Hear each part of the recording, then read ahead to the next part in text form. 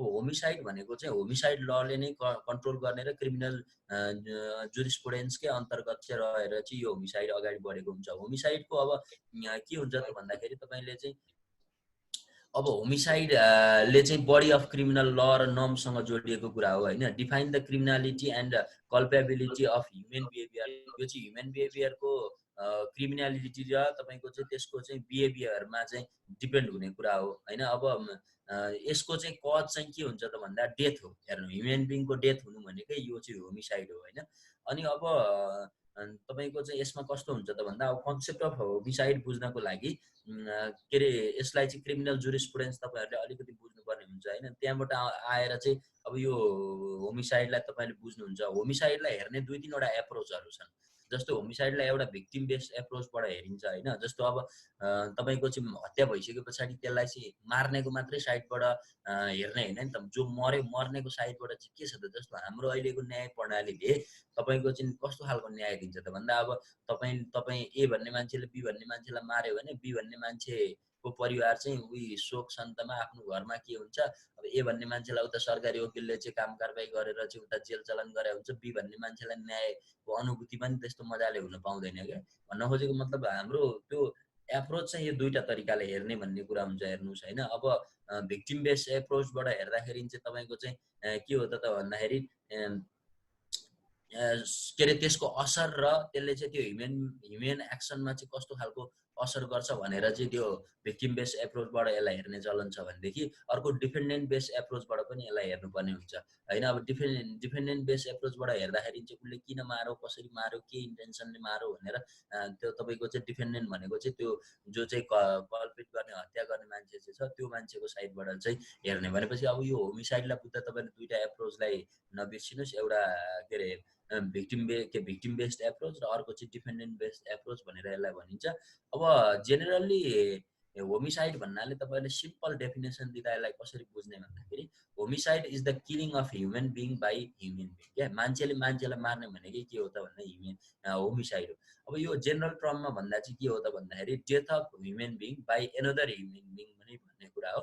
अब यो चाहिँ तपाईँले होमिसाइडको के अरे यसलाई चाहिँ क्रिमिनलाइज गर्ने भन्ने कुरा जो हुन्छ नि होमिसाइडलाई क्रिमिनलाइज गर्ने भने के हो त भन्दा rational justification for criminalisation of human के अरे होमिसाइड भनेर भन्दाखेरि चाहिँ अब यो चाहिँ यसको एउटा बेसिक भ्यालु छ कि ह्युमनको। अब तपाईँले यो क्वेसन सोध्न सक्छ अब rational justification for criminalisation of होमिसाइडलाई अपराधीकरण गर्नुको ऱ्यासनल जस्टिफिकेसन के हुन सक्छन् भनेर तपाईँलाई एक्जाममा क्वेसन सोध्यो भने अब के हो त भन्दा मान्छेको त युनिक एउटा चाहिँ unique and basic value of human being छ नि त, ह्युमन लाइफ छ नि त। जस्तो मान्छेलाई कसैको मान्छेको इन्डिभिजुअल एउटा मान्छेको जीवन भनेको त महत्त्वपूर्ण कुरा हो। त्यसलाई मार्नु भनेको कुरा त सानो कुरा होइन नि त। त्यसकारण त्यो पनिसमेन्टको दायरामा लिएर आउनुपर्छ भनेर चाहिँ यो तपाईँको चाहिँ होमिसाइडलाई क्रिमिनलाइजेसन गर्नुपर्छ भन्ने ऱ्यासनल जस्टिफिकेसन हो। अनि त्यस पछाडि अब तपाईँको राइट टु लाइफ हुन्छ मान्छेको होइन। अनि त्यसपछि सेक्युरिटी अफ लाइफ भन्ने हुन्छ। त्यो चाहिँ अब फन्डामेन्टल राइट्सहरू छन्, ह्युमन राइट्सहरू छन् होइन। अब त्यो तपाईँको चाहिँ पुलिस पावरहरू चाहिँ छन्। यो कुरा हुँदाहुँदै पनि चाहिँ कसैलाई मार्छ भनेदेखि त्यो चाहिँ के हुन्छ त भन्दाखेरि यो चाहिँ क्रिमिनलाइजको एउटा प्रोसेस बन्न जान्छ होमिसाइड भनेको चाहिँ। यसलाई चाहिँ क्रिमिनलाइज गर्ने भन्ने कुरा हुन्छ। अब तपाईँहरूले बेसिक इलिमेन्टहरू के हुन सक्छन् त होमिसाइडका भनेर भन्दाखेरि चाहिँ होमिसाइडको चाहिँ जस्तो किलिङ बाई अब हेर्नु है बेसिक एसेन्सियल इलिमेन्ट्स अफ तपाईँलाई चाहिँ के हो त भन्दा कल्पेबल होमिसाइड है। कल्पेबल होमिसाइडको चाहिँ के हुन्छ त इलिमेन्टहरू भनेर तपाईँले सोद्धाखेरि नर्मल्ली मैले हिजो भनेको थिएँ नि एउटा चाहिँ मान्छे मार्नुको पछाडिको चाहिँ इलिमेन्टहरू के हुनसक्छ त भन्दा त्यसमा पनि तपाईँले एउटा हेर्ने हो त्यो भनेको के हो त भन्दा द एक्टस रियस हेर्ने हो। एक्टस रियसभित्र the following are the major essential conduct elements of culpable homicide भनेर भन्ने नै कुरा हो यसमा। त्यसमा चाहिँ के हुन्छ भने किलिङ बाई एक्ट, अमिसन। मैले भनेकै थिएँ तपाईँहरूलाई यो सबै थाहा छ नि। एक्ट गर्ने, अमिसन गर्ने वा स्टेट अफ अफेयर्स परिपञ्च मिलाउने अनि त्यसपछि किलिङ बाई यो 3वटा कुराले चाहिँ तपाईँको चाहिँ उसको एक्ट चाहिँ प्रुफ हुन्छ भनेर हामीले चाहिँ उता पढि पनि सकेको छौँ। मैले भने बाई एक्ट, बाई ओमिसन र बाई स्टेट अफ अफियर्स, यो तीनवटा कुरा आउँछ। अर्को चाहिँ भिक्टिम हुन्छ। हेर्नु अब ह्युमन बिङ त्यसको भिक्टिम हुने हो एक्टस रियसभित्र यसको कुरा गर्दाखेरि, तपाईँले बुझिहाल्नुभएको कुरा होइन। भन्न खोजेको मतलब एक्टस रियसभित्र त्यसमा कन्डक्टेड इलिमेन्टहरूको कुरा गर्दाखेरि अघि नै मैले भनेको एक्ट, ओमिसन र स्टेट अफ अफियर्स भनेको एक्टस रियसभित्रका इलिमेन्टहरू भए। दोस्रो कुरा भनेको त्यहाँ चाहिँ भिक्टिम चाहिँ ह्युमन बिङ नै हुनु पर्यो क्या, त्यसै जनावर भएर भएन नि त। ह्युमन बिङले ह्युमन बिङलाई नै किल गरेको हुनु पर्यो, यो मेजर यसको चाहिँ कुरा आउँछ होइन। अब अर्को इलिमेन्ट भनेको मेन्टल इलिमेन्ट, जसलाई मिन्स्ट्रिया भन्छ। मिन्स्ट्रिया भनेको चाहिँ के हो त भन्दा एक्सप्रेस म्यालिस के अरे अफर थर्ड। अब यो चाहिँ के हो त भन्दा यो चाहिँ सबै परिपञ्च मिलाएको हुनु पर्यो क्या। जस्तो तपाईँको परिपञ्च मिलाउनु भनेको जस्तो मार्ने इन्टेन्सन हुनु पर्यो, एन्ड इन्टेन्सन टु किल हुनु पर्यो। तपाईँको चाहिँ कजिङ डेथ बाई इमिनेन्टली डेन्जरस एक्टिभिटीबाट चाहिँ उसलाई मारेको हुनु पर्यो होइन। अब यस्तो यस्तो तपाईँको चाहिँ इलिमेन्टहरू क्या। कन्स्ट्रक्ट म्यालिस थर्ड भने मैले इम्प्लाइड म्यालिस हुनु पर्यो, एक्सप्रेस म्यालिस हुनु पर्यो। यो चाहिँ के हो त भन्दाखेरि जस्तो यो चाहिँ मैले यिनीहरूलाई गर्छु भन्ने तपाईँको मनसाय, मैले यिनीहरूलाई मार्छु भन्ने मनसाय चाहिँ मेन्टल इलिमेन्ट भयो क्या। त्यो चाहिँ तपाईँको चाहिँ दुईवटा इलिमेन्टको कुरा गर्ने मैले, एक्टस रियस र मिन्स्ट्रिया। अबदेखि तपाईँहरूले एउटा कुरा बुझ्नुभयो होला, प्राय क्रिमिनल लमा जुनसुकै कुरा लेख्दाखेरि पनि तपाईँको यो कार्य र मनसाय, यो दुईवटा मिन्स्ट्रिया र एक्टस रियस, यो दुईवटा इलिमेन्ट चाहिँ तपाईँले जता पनि व्याख्या गर्नुहुन्छ भन्ने मैले बुझ्छु प्राय। अब तपाईँहरूले यो गर्नुहुन्छ भन्ने मलाई लाग्छ। अर्को अब कजेसन, कारण पनि अर्को इलिमेन्ट हो। हेर्नुहोस् यो होमिसाइड जस्तो कारणमा के हुन्छ त भन्दा सब्स्टेन्टिभ फ्याक्टर टेस्ट भन्छ, यसमा फर्साइट टेस्ट भन्छ होइन। अब victim contributed to his or own death भनेर भन्छ। अब यो चाहिँ कारण चाहिँ भिक्टिम आफैले गर्दा पनि हो कि भनेर पनि खोज्छ यसको कारणहरू, अनि लास्टमा चाहिँ हो कि होइन भन्ने कुरा पत्ता लगाउँछ होइन। अब killing by act, killing by omission, killing by state of affairs, यो तपाईँको बेसिक कुराहरू यसको भइहाल्यो होइन। अब यति तपाईँहरूले बुझिसके पछाडि अब तपाईँहरूलाई मैले के भन्छु त भन्दाखेरि, अब होमिसाइडमा तपाईँहरूले बुझ्नुपर्ने भनेको यसको अलिकति टाइप्सको बारेमा तपाईँहरूले बुझ्नुपर्छ। टाइप्स अफ होमिसाइडमा के हुन्छ त भन्दाखेरि लफुल होमिसाइड हुन्छ होइन। एउटा कहाँबाट डिस्टर्ब आइरहेछ? सुन्नु भएको छ? ठीक आइरहेछ। तपाईँको इन्टरनेटमा समस्या होला अलिकति। यो घुरिरहेको आवाज आइरहेछ कताबाट हो प्लिज है। तपाईँ वाइफाई नजिक जानु त। ब्याकग्राउन्ड पनि अफ गर्दै हुनुहुन्छ।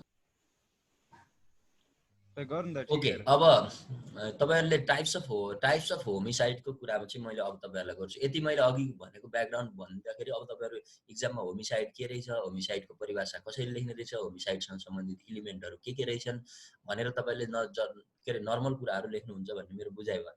त्यस पछाडि अब तपाईँलाई मैले टाइप्स अफ होमिसाइडको कुरा गरेँ भने लफुल होमिसाइड भन्ने एउटा मेजर कुरा आउँछ। जस्तो लफुल होमिसाइड भनेको के हो त भन्दा कानुनले भनेको जस्तो लफुल होमिसाइड भनेको तपाईँको चाहिँ त्यो होमिसाइड गर्न पाउने तर कानुनी रूपमा होमिसाइड गर्न पाउने क्या। त्यो चाहिँ कानुनी रूपमै होमिसाइड गर्न पाउँछ। तपाईँको कस्तो इन्ट्रेस्टिङ कुरा छ हेर्नु न। जस्तो त्यो भने के त भन्दाखेरि तपाईँको चाहिँ अब चाहिँ कानुनले नै के भन्छ भने तैँले यसलाई मार्न पाउँछस्। जस्तै यो चाहिँ एक्सेप्सनल जस्तो भयो क्या। मैले हिजै तपाईँहरूलाई यो कुरा भनिसकेको छु। जस्तो जस्टिफाएबल डिफेन्स, क्यापिटल पनिसमेन्ट। अब क्यापिटल पनिसमेन्ट दिने देशमा त जानी मान्छे मारे पनि त्यसलाई होमिसाइड भन्न मिल्दैन नि त। जहाँ चाहिँ के अरे मृत्युदण्ड दिन्छ, तपाईँको चाहिँ फाँसी दिन्छ, फाँसी दिने देशमा त त्यो त अब के अरे लफुल होमिसाइड बनिदिन जान्छ नि त। अनि सेल्फ डिफेन्स गर्दाखेरिको होमिसाइड मैले यो पहिल्यै अगाडि तपाईँहरूलाई भनिसकेको छु। डिफेन्स अफ च्यास्टिटीको कुरा आउँदाखेरि, डिफेन्स अफ प्रपर्टीको कुरा आउँदा, सुपेरियर अर्डरको कुरा आउँदा, ड्युरेसको कुरा आउँदा, यी कुराहरूमा चाहिँ तपाईँले होमिसाइडै गरे पनि कसैको त्यही गरे पनि कसैलाई मारे नै पनि तपाईँको त्यो चाहिँ लफुल होमिसाइड हुन्छ र कानुनले त्यसलाई पनिसमेन्टको दायरामा लिएर आउँदैन भनेर भन्ने चाहिँ यसको कुरा। टाइप्स अफ होमिसाइडभित्र एउटा लफुल होमिसाइड हुन्छ। अर्को एक्सक्युजेबल होमिसाइड हुन्छ। यसलाई चाहिँ माफी दिनुपर्छ होइन, माफी दिनुपर्छ भनेर भन्ने होमिसाइडहरू पनि मैले तपाईँलाई अगाडि नै व्याख्या गरिदिइसकेको छु। जस्तै होमिसाइड बाई इन्सेन्ट, पागलले गरेको होमिसाइड। कसैले पागलले कोही मान्छेलाई मार्यो भने त्यसलाई पनिसमेन्ट दिने कि नदिने भन्दा अब त्यसले पागल भएरै त त्यो मानसिक सन्तुलन नभएरै त मारेको। बाई इन्फेन्ट अर माइनर, अब इन्फेन्ट भनेको बच्चाले गर्यो भने, माइनरले गर्यो भनेदेखि चाहिँ त्यसलाई पनिसमेन्ट दिने कि नदिने। अर्को भनेको इन्टक्सिकेसन, अब त्यो चाहिँ ड्रिङ्क गरेर होस गुमाएको अवस्थामा उसले मारेको बेलामा उसलाई पनिसमेन्ट दिने कि नदिने। अनि मिस्टेक अफ फ्याक्ट, मैले भनेकै थिएँ तपाईँलाई मिस्टेक अफ ल चाहिँ एक्सक्युजेबल हुँदैन, तर मिस्टेक अफ फ्याक्ट चाहिँ एक्सक्युजेबल हुन्छ।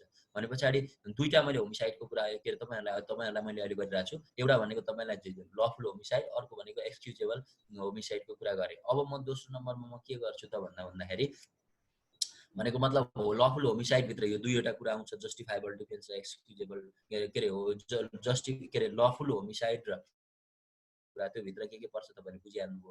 अब अनलफुल होमिसाइड भनेको चाहिँ के हो त भन्दा कानुनले तपाईँको चाहिँ यसलाई चाहिँ लफुल होमिसाइड हो भनेर मान्दैन, भनेको मतलब यसलाई अपराध घोषणा गरेको छ कानुनले। जस्तो त्यसमा चाहिँ कल्पेबल होमिसाइडको कुरा आउँछ। कल्पेबल होमिसाइड भनेको कस्तोलाई भन्छ त भन्दाखेरि जस्तो मर्डर गर्ने, मान्छेलाई मर्डर गर्न मार्ने, भेहिकुलर होमिसाइड हैन, अब चाहिँ भेकलले मार्ने, इन्फेन्टिसाइड अब त्यो चाहिँ तपाईँको चाहिँ इन्फेन्टिसाइडबाट मार्ने हैन, अनि यो तरिकाले के अरे रेकलेसनेसको तरिकाले, नेग्लिजेन्सको तरिकाले अनलफुल एक्ट गरेर सुसाइड गरेर सुसाइड प्याक्ट हेर्नु आफैले सुसाइड गर्दा पनि त्यो अनलफुल होमिसाइड हुन्छ। अहिले नेपालको कानुन तपाईँहरूले बुझ्नुभयो होला, तपाईँ सुसाइड गरेर यदि मर्नु भएन भने सुसाइड गर्दा गर्दै तपाईँलाई कसैले देखाएको छ र तपाईँको चाहिँ त्यो ढङ्गले तपाईँ सुसाइड गरेको थाहा पाउँदाखेरि पनि तपाईँलाई पछि जेल चलान हुने स्थिति हुन्छ। किन सुसाइड गर्नु पनि नेपालमा के हो त भन्दा अनलफुल होमिसाइड हो र त्यो चाहिँ हत्याको रूपमा चाहिँ त्यसलाई मानिन्छ। भने पछाडि अब तपाईँलाई चाहिँ मैले अनलफुल होमिसाइड सायद मैले बुझाएँ, तपाईँले अनलफुल होमिसाइडभित्र के लेख्नुपर्छ भन्दा कल्पेबल होमिसाइडभित्र मर्डर, इन्फेन्टिसाइड अनि त्यसपछि भेहिकुलर होमिसाइडको कुराहरू लेख्नुपर्छ। अनि अर्को भनेको चाहिँ मिटिगेटेड सर्कमस्टान्सेसहरूमा होमिसाइड हुन्छ, जस्तो त्यो चाहिँ घटाउन मिल्ने, जस्तो कल्पेबल होमिसाइडमा चाहिँ घटाउन मिल्दैन। हेर्नुहोस् कल्पेबल होमिसाइडहरू भनेको जस्तो मर्डर गर्दाखेरि किन पनिसमेन्ट गरेर जो उसलाई चाहिँ आजीवन छ भने आजीवन दिने, इन्फेन्टिसाइड गरेको छ भने त्यो पनि त्यो उसलाई आजीवन दिने। भेहिकुलर होमिसाइड भनेपछि अब गाडी लगाएर एक्सिडेन्ट बनाएर गरेछ भने अब जानी इन्टेन्सनली त्यो पनि दुईटा कुरा हुन्छ। अब त्यही पनि उसले चाहिँ अकस्मात एक्कासी गरेको र अर्को कुरो हुन्छ। त्यसकारण अब यो मिटिगेटेड सर्कमस्टान्सेस भनेको चाहिँ पनिसमेन्ट घटाउने सर्कमस्टान्सेसमा चाहिँ होमिसाइडहरू अनलफुल होमिसाइड कस्तो हो त भन्दा recklessness, negligence, unlawful act, suicide pact, यो कुराहरू चाहिँ तपाईँले चाहिँ अनलफुल होमिसाइडमा चाहिँ लेख्नुपर्छ। अनि अब कमन टाइप्स अफ कल्पेबल होमिसाइडमा हामीले गयौँ भने अब कल्पेबल होमिसाइडहरू भनेको के हो त भन्दा इन्टेन्सनल्ली होमिसाइड गर्ने, मर्डर गर्ने, प्रोभोकेसनल होमिसाइड एकदम उत्तेजनामा आएर गर्ने, एक्सिडेन्टल होमिसाइडको कुरा, भेहिकुलर होमिसाइडको कुरा, सुसाइड प्याक्टको कुरा चाहिँ यहाँ तपाईँलाई आउँछ। अब यति तपाईँलाई मैले भनिसके पछाडि अब जस्तो प्रोभोकेसनल होमिसाइड यति भइसकेपछि टाइप्स अफ होमिसाइड तपाईँले बुझ्नुभयो भन्ने मैले बुझेँ। अब तपाईँहरूले यसमा चाहिँ केसहरू जोड्नुपर्छ अलिअलि होइन, केसहरू जोड्नुभयो भने लगभग तपाईँले कभर गर्नुहुन्छ। आई थिङ्क यो नै तपाईँको चाहिँ के हो त भन्दाखेरि होमिसाइडभित्रको टाइप्स र यो भित्र बुझ्ने तपाईँले चाहिँ सुसाइड के हो, सुसाइड प्याक्ट बुझ्ने के हो, अब यो तपाईँले गर्नुपर्ने हुन्छ। अब म तपाईँलाई त्यसमा एउटा केस भनिदिन्छु, हेर्नुहोस् है त। अब एउटा केस तपाईँलाई अलिकति मैले व्याख्या गरिदिएपछि तपाईँहरूले अलिकति यो कस्तो हुँदो रहेछ, कसरी यो चाहिँ किलिङ बाई के हुँदो रहेछ भन्ने कुरा हो। अब जस्तै अब his majesty of government versus Abdul Fateh मुसलमानको एउटा केस छ, हेर्नु है त। के छ अरे भन्दाखेरि his majesty of government of Nepal सरकार विरुद्ध अब्दुल फतेह मुसलमान, अब्दुल भनेको अब टिपिहाल्नुहोस् नेपालीमा, फतेह भनेर टिप्नुहोस्, मुसलमान भनेर टिप्नुहोस्। यो भनेको 2044 सालको केस हो। केस रिलेटेड टु सुसाइडसँग सम्बन्धित केस हुन्छ। अब हेर्नुहोस् उनीहरूको एउटा समस्या के हुन्छ भने अब म यहाँ तपाईँलाई थोरै भनिदिन्छु है त। तपाईँको चाहिँ यो केसमा चाहिँ के भएको हुन्छ भने दुईजना चाहिँ उनीहरूलाई चाहिँ उसले मान्दैनन्, भनेको मतलब के अरे गर्लफ्रेन्ड बोयफ्रेन्ड जस्तो उनीहरूको दुईटाको रिलेसन हुन्छ, हेर्नुहोस् होइन। अनि त्यो भइसके पछाडि उनीहरूलाई चाहिँ समाजले मानिरहेको हुँदैन, जस्तो उनीहरूलाई चाहिँ के अरे दुईटालाई चाहिँ अब यो विवाहको उसमा चाहिँ नदिने भन्ने यो केससँग जोडिएको कुरा छ।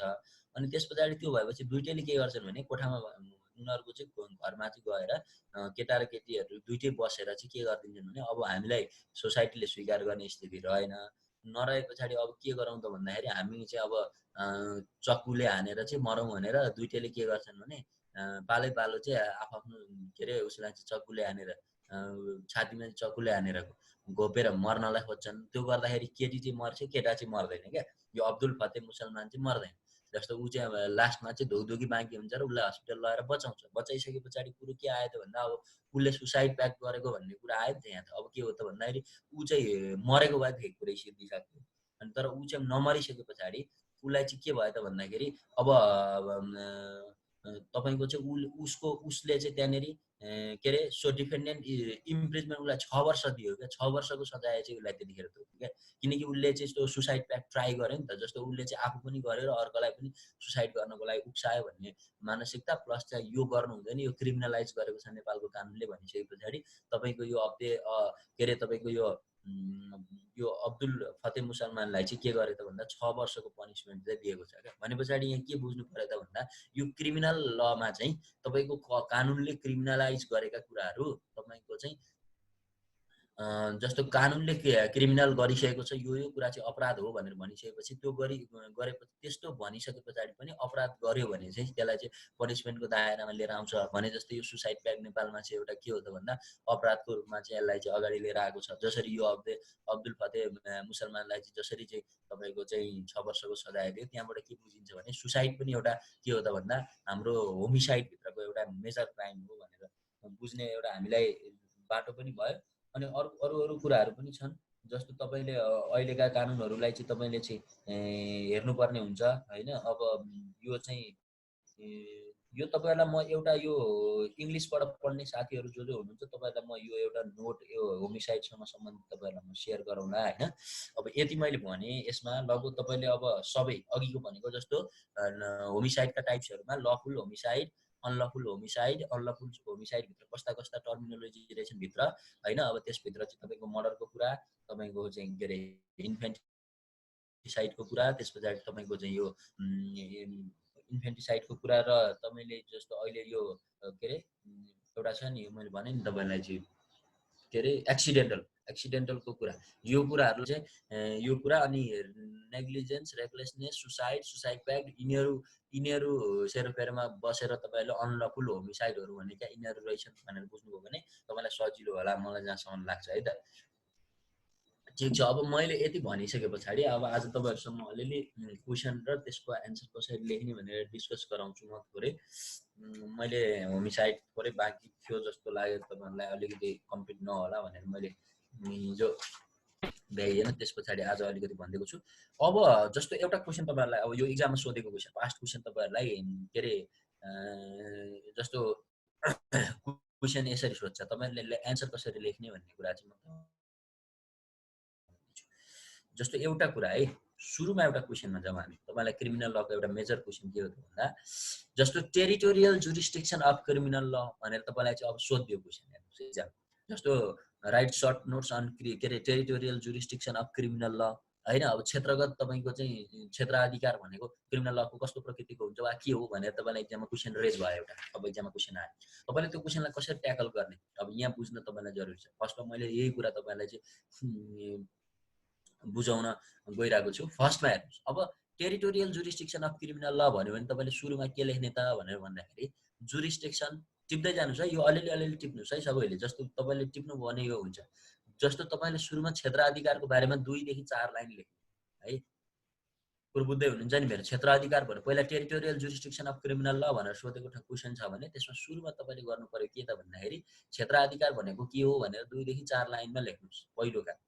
दोस्रो काम भनेको के हो त भन्दाखेरि तपाईँलाई यो के अरे क्षेत्रगत जुरिस्डिक्सन, यो क्षेत्राधिकार भनेको के हो त भन्दाखेरि एउटा तपाईँको चाहिँ एउटा राज्यको सिमानाभित्र रहेर त्यो क्षेत्रभित्र मात्रै चाहिँ कुनै कानुन लाग्दछ वा त्यो क्रिमिनल ल त्यहाँ मात्रै अप्लाई हुन्छ भनेदेखि त्यो के अरे तपाईँको टेरिटोरियल जुरिस्डिक्सनभित्रको कुरा आउँछ। यसलाई तपाईँले परिभाषित गर्नुहोस् है, टेरिटोरियल जुरिस्डिक्सनको कुरामा तपाईँले केही परिभाषित गर्नुहोस्। अर्को कुरा के गर्नुहोस् भने लिगल प्रोभिजन अफ नेपाल, नेपालको कानुनले के भन्छ क्षेत्रगत जुरिस्डिक्सनको विषयमा कहाँ बोलेको छ। संविधानमा तपाईँले चाहिँ धारा के अरे 133 मा हेर्यो भने सर्वोच्च अदालतले के गर्ने होइन, तपाईँको चाहिँ जिल्ला अदालतले कतिसम्मको मुद्दा हेर्ने होइन। अब यो चाहिँ कुन जिल्लामा घटना घटेको छ त्यो घटना त्यही जिल्लाको जिल्ला अदालतले हेर्ने भन्ने जस्ता यसका क्षेत्रगत तपाईँको त्यो जुरिस्डिक्सनको कुरा हुन्छ। अर्को भनेको केस, जस्तै अब मैले तपाईँलाई अस्ति एउटा केस भनेको थिएँ नि, जस्तै नेपाली मान्छे तर इन्डियामा गएको थिएँ, ठेल्देर समुद्रमा लडाइदियो के अरे मरिसके पछाडि नेपालको अदालतमा चाहिँ केस चले पछाडि अब त्यसको केसमा के भयो त भन्दा यो नेपालको जुरिस्डिक्सनभित्र पर्दैन भनेर भन्दियो नि हो। यस्ता एउटा 2टा नजिर तपाईँले चाहिँ राख्नु पर्यो एन्सरमा। त्यस पछाडि कन्क्लुजन के गर्नु पर्यो भने लिङ्क विथ नेप्लिज कन्टेक्स्ट, नेपालको कन्टेक्स्ट अनुसार त्यो कन्क्लुजनलाई चाहिँ लिङ्क गरिदिन सक्नु भने जस्तो टेरिटोरियल जुरिस्डिक्सनमा हाम्रो कानुन के छ त भन्दा एउटा चाहिँ न्यायोचित कानुन छ हैन। अब यसको प्रयोग पनि हामीले गरिरहेको छौँ भन्ने हिसाबले जानुभयो भने तपाईँले यो टेरिटोरियल जुरिस्डिक्सन अफ क्रिमिनल ल भन्ने एउटा क्वेसन चाहिँ ट्याकल गर्न सक्नुहुन्छ भन्ने मैले के अरे बुझेको छु है। अब यति भनेर मैले अर्को क्वेसनमा गएँ। हेर्नुहोस्, अर्को एकदम इम्पोर्टेन्ट क्वेसन छ, क्रिमिनल ल reflects the phenomenon of given society evaluate भनेर भनेको छ हैन। अब द इम्पोर्टेन्स अफ क्रिमिनल ल इन करेन्ट इरा, फेरि म यो कुरा तपाईँलाई बुझाइदिन्छु। यो क्वेसनले के भनेको, क्रिमिनल ल reflects the phenomenon of given society, criminal लले के रिफ्लेक्ट गर्छ अरे भने त्यो सोसाइटी कसरी चलिरहेको छ, सोसाइटीको फेनोमेना के हो भनेर रिफ्लेक्ट गर्छ अरे, त्यसको के भन्छ प्रतिबिम्ब गर्छ अरे। क्रिमिनल ल चाहिँ त्यस्तो ल हो रे भनेर एउटा क्वेसन सोध्यो। त्यसपछि पछाडि पुछ्दै क्वेसन के सोध्यो त भन्दा evaluate the importance of criminal ल इन द करेन्ट इरा भनेर भन्यो। अब इम्पोर्टेन्स अफ क्रिमिनल ल अहिलेको मोडर्न झन् इरामा कति इम्पोर्टेन्ट छ क्रिमिनल ल भन्दाखेरि चाहिँ हो। अब यसमा चाहिँ तपाईँको चाहिँ के अरे एन्सर लेख्दा के गर्ने त भन्दाखेरि दुईटा पोइन्टबाट तपाईँले सुरु गर्नुपर्छ। जस्तो एउटा एग्रिमेन्ट, अर्को डिसएग्रिमेन्ट लजिक चाहियो यसमा। जस्तै क्रिमिनल ल चाहिँ सोसाइटीको रिफ्लेक्ट के अरे phenomenon of the given society हो भनेर चाहिँ यो reflect the phenomenon of given society भनेर भन्यो भने तपाईँले त्यसमा एग्रिमेन्ट र डिसएग्रिमेन्ट दुइटै जनाउनु पर्यो। अब एग्रिमेन्ट किन हो भनेर तपाईँले लेख्नु पर्यो। जस्तै क्रिमिनल लले त्यो समाज कति अगाडि रहेछ, कति एडभान्स रहेछ हैन भन्ने कुरा बुझ्नु पर्यो एउटा ढङ्गले। भने पछाडि अर्को ढङ्गले फेरि यसमा डिसएग्रिमेन्ट किन राख्ने त भन्दाखेरि त्यहाँ चाहिँ फेरि तपाईँको चाहिँ क्रिमिनल लले चाहिँ मात्रै त्यो कुरा सबै गर्दैन, किनभने क्राइम भए पछाडि मात्रै बुझ्ने। क्रिमिनल ल भने त क्राइमको सेरोफेरोमा रहने कुरा, अपराधको सेरोफेरोमा रहने हो। समाज अपराधबाट मात्रै अगाडि बढेको त हुँदैन, त्यसको रिफ्लेक्सन भनेको त त्यहाँभित्रका राम्रा पक्षहरू पनि हुन सक्छन् भन्ने हिसाबले तपाईँले एग्रिमेन्ट र डिसएग्रिमेन्ट लजिक भनेको मतलब सहमत र असहमत लजिक तपाईँले त्यहाँ राख्नुपर्छ। अनि अर्को के गर्नु पर्यो त भन्दाखेरि society change faster than law and ल कन्ट्रोल्स द सोसाइटी, यो कुरा लेख्नु पर्यो क्या। सोसाइटी चाहिँ एकदम फास्ट छ। जस्तै अब हामीले पहिला सोसाइटी धेरै अगाडि बढिरहेको हुन्छ अनि त्यस पछाडि कानुनहरूका कुराहरू लिएर आइरहेको हुन्छ। जस्तो अब सुरुमा नि साइबर इन्टरनेटका कुराहरू चाहिँ अगाडि बढेका गरे, लास्टमा हामी धेरै पछि आए पछाडि अब यो पनि साइबर क्राइम पनि हुँदो रहेछ है भनेर साइबर लहरू बनाउन थाल्यौँ र त्यो सोसाइटीलाई कन्ट्रोल गर्न थाल्यौँ हैन।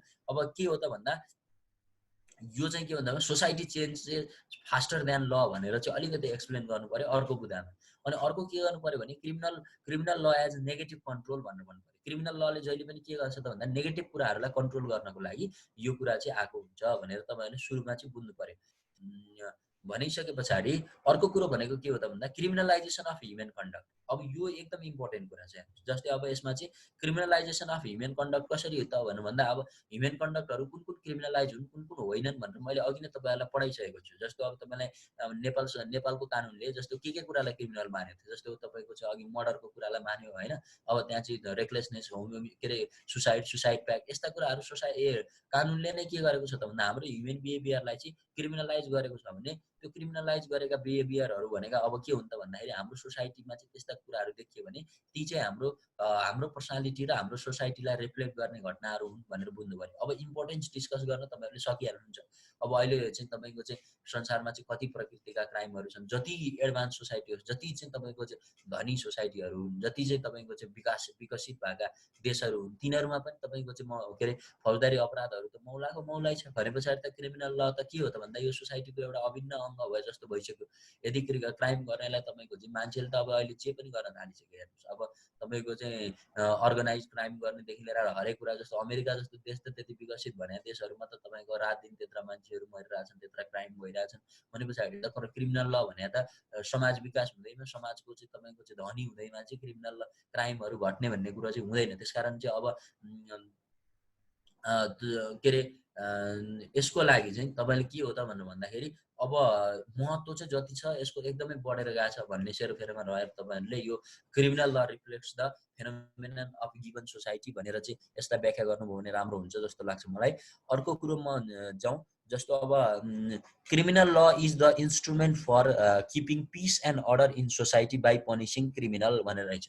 क्रिमिनल ल भने के हो त भन्दा समाजलाई चाहिँ यो एउटा इन्स्ट्रुमेन्ट जस्तै हो। यसले चाहिँ के गर्छ अरे भन्दा समाजलाई चाहिँ peace and order in the society by punishing criminal अपराधीलाई चाहिँ सजाय दिएर चाहिँ यसले चाहिँ इन्स्ट्रुमेन्टको रूपमा एउटा चाहिँ इन्स्ट्रुमेन्टको रूपमा चाहिँ काम गरिरहेको छ। पिस र अर्डर मेन्टेन गर्न सोसाइटीमा चाहिँ क्रिमिनल लले चाहिँ एउटा इन्स्ट्रुमेन्टको रूपमा काम गरिरहेछ भनेर भनेछ। त्यसपछि क्रिटिकल्ली इक्जामाइन द एबोभ स्टेटमेन्ट, यो माथिको स्टेटमेन्टलाई चाहिँ क्रिटिकल्ली इक्जामाइन गर्नु भन्ने एउटा आएछ। अनि discuss the importance of criminal ल इन मोडर्न कम्प्लेक्स सोसाइटी, यो सेम क्वेसन माथिको भइहाल्यो। अब म यसको एन्सर कसरी गर्ने भनेर तपाईँलाई अलिकति सिकाउँछु। जस्तो अब criminal law as a instrument for keeping the peace and order in society by punishing criminal भन्ने कुरा आयो भने तपाईँले यसलाई क्रिटिकल्ली इक्जामाइन गर्दा कसरी गर्ने त भन्दाखेरि criminal law as formal mechanism of state, यो व्यक्तिगत यो चाहिँ मेकानिजम होइन, कसैले व्यक्तिगत रूपमा बनाएको कुरा हो त होइन नि त। यो त एउटा राज्यले परिकल्पना गरेर राज्यले आफ्नो कानुनमा यस्ता यस्ता गतिविधि गर्ने कुराहरू चाहिँ आपराधिक गतिविधि हुन्, त्यही भएर यसलाई चाहिँ क्रिमिनलाइज गर्नुपर्छ, अपराधीकरण गर्नुपर्छ भनेर राज्यले नै यसलाई अपराधीकरण गरेको कारणले क्रिमिनल ल भनेको एउटा इन्स्ट्रुमेन्टको रूपमा छ भनेर बुझ्नु पर्यो। अर्को कुरो के हो त भन्दा criminal law declares human conduct as crime and prescribes suitable penalty. अब यो के हो त भन्दा क्रिमिनल लले के गर्छ त भन्दा मैले भनेको थिएँ नि, क्राइम तपाईँको चाहिँ नो पनिसमेन्ट विदाउट ल क्या, यो छ नि एउटा नेपाल, मैले नेपालको भन्दा यो क्रिमिनल लको एउटा जेनरल प्रिन्सिपल के हो त भन्दा पनिसमेन्ट त्यति बेलामा मात्रै हुन्छ जति बेला त्यसलाई क्राइम भनेर घोषणा गरेको हुनुपर्छ। जति बेला क्राइम भनेर घोषणा गर्दैन त्यति बेलासम्म त्यो पनिसमेन्ट हुँदै, त्यहाँ पनिसमेन्टको कुरा आउँदै आउँदैन, त्यो क्राइम हुँदै होइन। त्यसकारण के हो त भन्दा राज्यले नै तपाईँको चाहिँ ह्युमन कन्डक्टलाई चाहिँ मान्छेको बिहेभियरलाई, मान्छेको कामलाई चाहिँ यो काम चाहिँ क्राइम हो भनेर तोकिसकेको छ भने, प्रिस्क्राइब गरिसकेको छ भने त्यसको लागि त सुइटेबल पेनाल्टी पनि राज्यले नै निर्धारण गरेको हुन्छ। त्यसकारण त्यो काम गर्ने, त्यो ह्युमन कन्डक्ट कसैले गर्छ भने त्यसलाई चाहिँ के हुन्छ त भन्दा राज्यको कानुनले चाहिँ पनिसमेन्टको दायरामा लिएर आउने र पनिसमेन्ट दिने भन्ने कुरा नै यसको मेजर कुरा हो। अब जस्तै यसमा तपाईँको अवैध ल, फियर अफ स्याङ्सन, अब यसमा जोड्नुपर्ने कुरा के हो त भन्दा पिस अर्डर कसरी मेन्टेन हुन्छ त भन्दा अब कानुन मान्छ, त्यसैले उसलाई डरको अब पनिसमेन्टको डर हुन्छ। जस्तो अब कसैले मान्छे मार्यो भने त्यसलाई 25 वर्ष आजीवन जन्मकैद गरिदिने भन्ने खालको सजाय रह्यो भने त मान्छे डराउँछ नि त त्यो क्राइम गर्ने, कि अब मैले त यस्तो गरेँ भने तपाईँको त यस्तो पनिसमेन्ट छ भन्ने डरले पनि उसले गर्दैन। अनि both positive and negative analysis गर्न जरुरी छ यसको पनि होइन। अब तैपनि के हुन्छ नि त भन्दा मान्छे चाहिँ यसलाई म मार्छु जेलबाट पनि छुट्छु जस्तो राजनीतिक संरक्षणहरूका कुराहरू फेरि यहाँ पनि जोडिन्छन् होइन। त्यसकारण के हो त भन्दा यसको नेगेटिभ र पोजिटिभ दुइटै साइडहरूलाई चाहिँ जोड्नुहोस्। अनि मोडर्न कम्प्लेक्स सोसाइटीमा चाहिँ तपाईँको चाहिँ अब क्राइम्सको नेचर नै चेन्ज भइरहेछ। पहिलाको र अहिलेको क्राइम गर्ने तरिकाहरू नै फरक छन्। अब त्यो तपाईँले बुझ्नु नै भएको छ होइन। अब पहिला साइबर क्राइमहरू थिएनन्, अहिले साइबर क्राइमहरू छन्। पहिला एडभान्स वेपनहरू थिएनन्, अहिले एडभान्स वेपनहरू छन् होइन। धेरै तरिकाका थरीले चाहिँ अहिले मान्छे मार्न सक्ने चाहिँ ढोकाहरू खुलेका छन्, बाटाहरू छन्। त्यो भनेको के हो त भनेर भन्नुहुन्छ भने पहिलाको र अहिलेको चाहिँ यो चाहिँ के अरे यो क्राइम गर्ने मेन्टालिटी र कम्प्लेक्स सोसाइटीमा क्राइमको फर्म पनि फरक छ र बढ्दो छ भन्ने कुरा चाहिँ तपाईँहरूले यो क्रिटिकल्ली यसरी एक्जामाइन गर्नुभयो भने यो क्वेसनलाई चाहिँ तपाईँले एन्सर लेख्न सक्नुहुन्छ भन्ने मेरो बुझाइ भयो है। अब यो तपाईँलाई जुरिस्डिक्सनको क्वेसन जे सोधे पनि, जस्तै यहाँ extra territorial जुरिस्डिक्सन of criminal law भनेर पनि एउटा क्वेसन सोधेको रहेछ। यसमा पनि अहिलेको जस्तै जुरिस्डिक्सनको डेफिनेसन लेख्ने, एक्स्ट्रा जुरिस्डिक्सन भनेको के हो त्यो लेख्ने, लिगल प्रोभिजन अफ नेपाल, नेपालको लिगल प्रोभिजन के हो त्यो लेख्ने, केसेसहरू लेख्ने, त्यस पछाडि तपाईँकोलाई यसलाई चाहिँ जोड्ने, जस्तो लिङ्क गर्ने होइन। अब यो नै तपाईँको चाहिँ मेजर चाहिँ के अरे क्वेसन हो आजको यो एक्स्ट्रा टेरिटोरियल जुरिस्डिक्सन यिनीहरू कसरी सल्भ गर्ने भन्ने कुरा चाहिँ तपाईँहरूले मैले अघि नै बनाएको टेक्निक अनुसार गर्नुहोस्। अब तपाईँलाई यो जुरिस्डिक्सनसँग सम्बन्धित केसेसहरू चाहिने स्थिति रह्यो भने हामी त्यो लिङ्क म पठाइदिन्छु, त्यो केसको नाम घरमा बसेर मजाले पढ्नुहोस्। यो चाहिँ योसँग सम्बन्धित केस हो भनेर त्यहाँ ठ्याक्क पठाएपछि त्यो केसलाई चाहिँ जस्तो अबदेखि तपाईँले टेरिटोरियल जुरिस्डिक्सनमा यो केस छ भनेर ठ्याक्क राख्नुहोस्, एक्स्ट्रा टेरिटोरियल जुरिस्डिक्सनमा यो केस छ भनेर ठ्याक्क राख्नुहोस्। त्यति गर्नुभयो भने सायद तपाईँहरूले अलिअलि एन्सरमा चाहिँ अलिकति केही ल्याउनुहुन्छ जस्तो लाग्छ। यति क्वेसनको हिन्ट्सले के अरे थोरै स्पिड स्लो भएर राम्रो भन्ने कुरा गर्नुभयो। ठिक छ शिवरामजी, म ट्राई गर्छु। अब लगभग धेरै कुरा कभर गर्ने हुँदा अब यतिको स्पिड गइरहेको हुन्छ, त्यही पनि म ट्राई गर्छु है। अब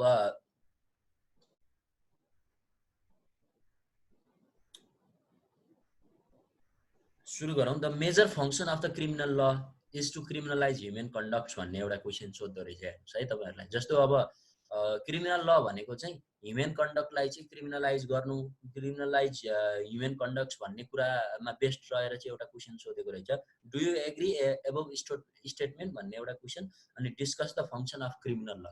तपाईलाई चाहिँ यो एउटा क्वेशन सोधेको छ है the major function of criminal law is to criminalise human conduct do you agree above statement भन्ने एउटा question discuss the function of criminal law यसरी तीनटा क्वेशनलाई अट्याच गरेर एउटा क्वेशन चाहिँ तपाईलाई सोधेको रहेछ अब यसलाई तपाईलाई आन्सर दिँदाखेरि अब मैले अघि नै सिकाइसके तपाईलाई the major function of criminal law is to criminalise human conduct के हो त तपाईले एस्नोबाट लजिक दिनुपर्छ यसको तपाईलाई के लाग्छ यो चाहिँ major function of criminal law भनेको चाहिँ क्रिमिनलाइज गर्नु ह्युमन कन्डक्टलाई क्रिमिनलाइज गर्नु मात्रै हो क्रिमिनल लले त्यही मात्रै डिस्कस गर्ने हो भन्ने क्वेशन आउँदाखेरि एक ढङ्गले तपाईको एउटा साइडबाट व्याख्या गर्दाखेरि हो भनेर व्याख्या गर्नुभयो भने अब त्यसमा चाहिने लजिकहरू हाल्नुस् के तरिकाले तपाईले हो भनेर भन्नुहुन्छ होइन भन्ने लजिक हो भनेदेखि त दुईटै लेख्नुपर्छ पर्छ किनभने तपाईहरु अहिले नै बायस भएर आन्सर लेख्नु हुँदैन किनकि थाहा हुँदैन नि त्यो हुँदाखेरि के हो त भन्दा अब क्रिमिनल लले हो त अब क्रिमिनल लले त पनिशमेन्टै दिने त हो नो के अरे नो पनिशमेन्ट के अरे विदाउट ल भन्ने कुरा एउटा अनि त्यसपछि नो क्राइम विदाउट पनिशमेन्ट भन्ने कुरा अर्को अब पनिशमेन्ट बिना क्राइमै हुँदैन भने अब कुनै पनि अपराधलाई तपाईँ पनिशमेन्टै दिनुहुन्न भने तपाईको त त्यो कस्तो चाहिँ क्राइम भयो त अब पनिशमेन्टै बिना पनि क्राइम हुन्छ त त्यो त हुँदैन नि त त्यसकारण पनिशमेन्ट पनि एसेन्शियल हो भने त्यो प्रिन्सिपल बेसबाट तपाईले के हो त भन्दा ह्युमन कन्डक्ट पनि क्रिमिनलाइज गर्ने कामै यसले गरेको हुन्छ किनभने क्रिमिनलाइज गर्ने बित्तिकै त्यहाँ पनिशमेन्टको कुरा आइहाल्छ त्यसकारण एउटा साइडबाट हेर्दा ह्युमन कन्डक्टलाई क्रिमिनलाइज गर्ने काम क्रिमिनल लले गरेको छ भन्ने पनि बुझ्नु पर्यो दोस्रो कुरो भनेको अल ह्युमन कन्डक्ट होइन नि त जस्तो अघि नै त्यो एक्सक्युजेबल डिफेन्स जस्टिफाइबल डिफेन्सहरुका कुरा पनि छ नि त हुन त त्यो तपाईको त मान्छे मरेको छ तर पनि त्यसलाई क्राइम भनेको छैन नि त किनकि त्यो भनेको त उसलाई चाहिँ माफी दिने जस्ता कुराहरू उसले जस्टिफाइबल त्यसमा लजिक छ भन्ने जस्ता कुराहरू पनि त छन् नि त फेरि त्यो दुईटै जोडेर यसले क्रिमिनलाइज मात्रै गर्दैन डिक्रिमिनलाइज पनि गर्छ किन डिक्रिमिनलाइज गर्छ त भन्दाखेरि अब सधैँ पनिशमेन्ट दिने मात्रै कुरा होइन नदिन पनि सक्छ नदिने सर्कमस्टेन्सेसहरु पनि त छन् नि त भन्ने कुराले चाहिँ तपाईले यसमा दुई साइडको लजिक चाहिँ तपाईले राख्नुभयो भने यो एन्सरमा अलिकति सजिलो होला अब प्रोसेस अफ क्रिमिनलाइजेसन तपाईलाई क्रिमिनलाइजेसन गर्ने प्रोसेसहरु मैले अगाडि नै पनि तपाईलाई भनिसकेको थिएँ अपराधीकरण गर्नको लागि त्यसलाई के चाहिन्छ हैन अब त्यो चाहिँ क्रिमिनलाइज त्यतिकै हुँदैन नि यो चाहिँ त्यसको टेस्ट हुन्छ हरेक तरिकाले टेस्ट गर्दै जाने हो हैन त्यसको चाहिँ आवेश प्रेरित गरेको हो कि तपाईको चाहिँ त्यो चाहिँ उले प्लान गरेर बनाएको हो कि परिपञ्च गरे हो कि त्यसमा चाहिँ अलिकति तपाईले स्टेजेस अफ क्राइम चाहिँ तपाईले चाहिँ यसमा लेख्नुभयो भनेदेखि त्यो चाहिँ अलिकति यसमा फिट हुन्छ जस्तो लाग्छ मलाई हैन किनभने अब क्रिमिनलाइज गर्ने कुरा चाहिँ एउटा स्टेजेस अफ क्राइमले पनि सपोर्ट गर्छ भने अर्को चाहिँ क्रिमिनलाइज गर्ने कुरा भनेको राज्यको पनि हातमा निर्भर रहने कुराहरू अब कुन एक्टिभिटिजलाई राज्यले क्रिमिनलाइज गरेको छ कुन एक्टिभिटिजलाई राज्यले क्रिमिनलाइज गरेको छैन कुन चाहिँ क्रिमिनल जुरिस्प्रुडेन्स भित्रका कुरा क्रिमिनल जुरिस्डिक्सनका भित्रका कुरा हुनु होइनन् भन्ने कुरा यो सबै हुनुपर्छ क्या क्रिमिनलाइज गरेको हुनु पर्यो नि त अब तपाईको चाहिँ यो क्रिमिनलाइज गर्ने प्रोसेस हुन्छ त्यो प्रोसेसहरु भनेको जस्तो मैले भने नि अब राज्यले चाहिँ यो गल्ती गर्नेलाई चाहिँ क्राइम गरेको मान्ने भनेर भन्ने कुराहरु चाहिँ व्याख्या गरेको हुनुपर्छ के राज्यले चाहिँ आफ्नो कानुनमा त्यो कुरा राखेको हुनुपर्छ भन्ने कुरा चाहिँ तपाईले क्रिमिनलाइजेसन गर्ने प्रोसेस चाहिँ के हुन् त भन्दा यही कुराहरु चाहिँ तपाईले लेख्नुपर्छ प्लान गरेर मारेको हुनुपर्ने हैन एक्टिभिटिज गरेको हुनुपर्ने हैन यस्ता कुरालाई चाहिँ उसले चाहिँ क्रिमिनलाइज गरेको जस्तो क्राइम गरेको भनेर मान्नको लागि त उसले त इन्टेन्सन टु किल भन्ने देखियो उसको त मार्ने भन्ने कुरा देखियो हैन त्यसरी चाहिँ त्यो गतिविधिहरुलाई चाहिँ कानुनले नै के गरेको हुनुपर्छ त भन्दा हाम्रो कानुनले नै त्यसलाई चाहिँ अपराधीकरण चाहिँ घोषणा गरेको हुनुपर्छ तब मात्र त्यो के रे क्रिमिनल लले चाहिँ ह्युमन कन्डक्टलाई क्रिमिनलाइज गर्छ भन्नेसँग जान्छ अब अलिकति तपाईले चाहिँ तपाईले आफ्नो स्टेटमेन्टलाई अलिकति बायस बनाउन सक्नुहुन्छ म एग्री पनि छु डिसएग्री छु के छु तपाईको आफ्नो लजिक त्यसमा जुन तपाईले सक्नुहुन्छ जस्तो लाग्छ मलाई है अब फंक्सन अफ क्रिमिनल ल तपाईले धेरै भनिसकेको छु फंक्सन तपाईले मजाले गर्न सक्नुहुन्छ जस्तो लाग्छ मलाई किनभने फंक्सनमा तपाईलाई क्रिमिनलाइज गर्ने डिक्रिमिनलाइज गर्ने रिक्रिमिनलाइज गर्ने हजुर यो difference between crime tort and civil रङको अलिकति भन्नु न म अलिक कन्फ्युज भएँ कि ठीक छ म अहिले पछि अन्तिममा आएर त्यो भनौँला है तपाईले बुझ्नुभयो ठीक छ ए हस् थ्यांक यू तपाईले दिन्छु अहिले मलाई त्यस पछाडी ओके अब तपाईलाई चाहिँ फेरि यही जुरिस्डिक्सनकै कुरा आउँछ हेर्नुस् क्वेशन रिपिट छ what do mean by jurisdiction of criminal law भनेको छ discuss the provision of Nepalese criminal law regarding territorial jurisdiction भनेको छ अब यो त क्रिमिनल लका क्षेत्र अधिकारहरु कस्ता हुन्छन् यसका टाइप्सहरु के हुन् त्यसपछि तपाईको के रे यो टेरिटोरियल जुरिस्डिक्सनको केस के हो अनि त्यसपछि तपाईको यसका लिगल प्रोभिजनहरु के छन् हैन। अब यो रामेश्वर रावतको केस रहेछ त्यो चाहिँ हेर्नुस्, मैले भनेको जो यिनको घटना छ त्यसमा तपाईँले रामेश्वर रावतको केस भनेर लेख्नुभयो भने त्यसमा चाहिँ टेरिटोरियल जुरिस्डिक्सन चाहिँ अप्लाई भएको कुरा र आफ्नो देशभन्दा बाहिर भएको कारणले टेरिटोरियल जुरिस्डिक्सन यसमा नलाग्ने भन्ने कुरा अदालतले व्याख्या गरेको रहेछ। रामेश्वर रावतको केस चाहिँ मैले हिजो तपाईँलाई भन्छु भनेको थिएँ, त्यसको केसको नाम चाहिँ रामेश्वर रावतको केस रहेछ। यति कुरा तपाईँले हेर्नुभयो भने सायद यो गर्नुहुन्छ है, त्यो क्वेसन पनि गर्नुहुन्छ भन्ने मैले बुझेँ।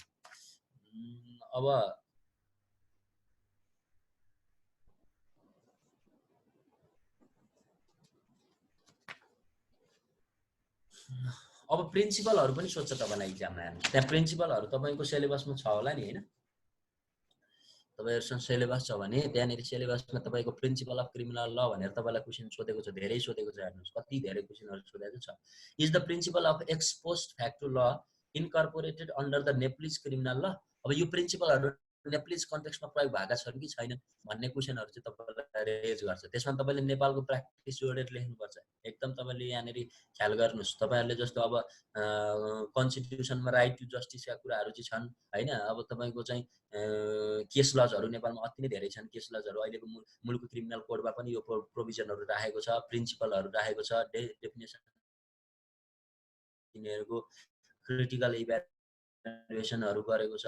अब यो केसेसहरू चाहिँ तपाईँले चाहिँ त्यो के अरे प्रिन्सिपलहरू चाहिँ यो नेपालको सन्दर्भमा चाहिँ जोड्ने गर्नुहोस्। जस्तो यो प्रिन्सिपल चाहिँ नेपालको चाहिँ यस्तो यस्तो कानुनमा चाहिँ इन्कर्पोरेट छ, यस्तो यस्तो लमा चाहिँ यसलाई प्रयोग गरिएको छ। जस्तो अब एक्सपोज फ्याक्टो ल नेपालको चाहिँ अहिलेको मुलुकी क्रिमिनल कोडमा तपाईँले यसरी लेख्न सक्नुपर्छ होइन। अब तपाईँले चाहिँ के अरे यो चाहिँ नेपालका अदालतबाट फैसला भएका नजिरहरूमा यो एक्सपोज फ्याक्टो ल प्रयोग भएको पर्छ। यो कुराहरूबाट यो तरिका चाहिँ प्रिन्सिपल्ली तपाईँले चाहिँ के अरे व्याख्या गर्ने तरिका हो है। यो चाहिँ बुझ्नुभयो कि नै? जस्तो अब ignorance of law is not excuse but ignorance of, यहाँ सुन्नुहोस् है त, ignorance of law is no excuse भन्यो नि, कानुनको ज्ञान क्षम्य हुने छैन भनेर भन्ने प्रिन्सिपल जो छ, यो प्रिन्सिपल नेपालको कानुनमा प्रयोग प्रिन्सिपल नेपालको चाहिँ तपाईँको चाहिँ अहिलेको मुलुकी क्रिमिनल कोडमा हेर्नुहोस्। त्यस पछाडि तपाईँको चाहिँ